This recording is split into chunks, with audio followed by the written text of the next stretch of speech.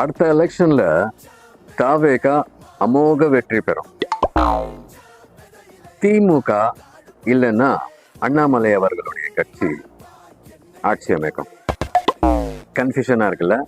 நல்லா தெளிவா சொல்றேன், கேளுங்க. மக்களுக்கு நல்ல பணி செஞ்சா திமுக இல்லைன்னா அண்ணாமலை அவர்களுடைய கட்சி ஆட்சி அமைக்கும். அப்போ சீமானுடைய நிலைமை அது நான் சொல்லிதான் தெரியணுமா? அப்போ தாவேகா தலைவர் திரு விஜய் அவர்கள் அமோக வெற்றி பெற்று பிரதமராக இருப்பாரு.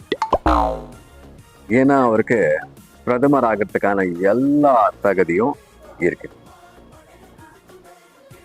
இதுக்கும் ஒரு சில பேர் கேவலமான கமெண்ட்ஸ்லாம் பண்ணுவீங்க, எனக்கு நல்லாவே தெரியும். நீங்க இந்த கமெண்ட்ஸ்லாம் பண்றீங்க இல்லையா, கேவலமான கமெண்ட்ஸ் பக்கம் பக்கமா, அது பண்ணாதீங்க, வேஸ்ட். ஏன்னா நான் ஒரே ஒரு செகண்ட்ல ஹைட் பண்ணிடுறேன்.